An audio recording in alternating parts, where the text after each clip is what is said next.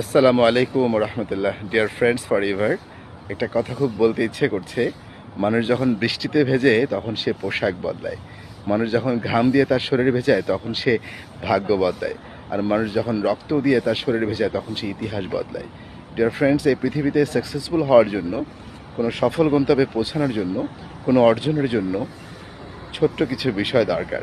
এক নম্বর হচ্ছে comfort zone থেকে নিজেকে দূরে সরিয়ে রাখতে হবে। অর্থাৎ আমরা খুব সহজেই খাবার চাইলে সামনে চলে আসে, সহজেই ঘুমাতে পারি, সহজেই বিশ্রাম নিতে পারি, এরকম কিছু অবস্থান থেকে নিজেকে কমফোর্ট জোন থেকে সরিয়ে রাখতে হবে ইনশাআল্লাহ। দ্বিতীয়ত হচ্ছে, যদি আপনি স্যাক্রিফাইস করেন, অর্থাৎ কোনো জায়গায় হিজরত করেন আপনার সাকসেসের জন্য, দূরে কোথাও চলে যান, তাহলে সেখানে আপনার সাকসেসটা অনেক বেশি আপনাকে টাচ করবে খুব দ্রুত ইনশাআল্লাহ।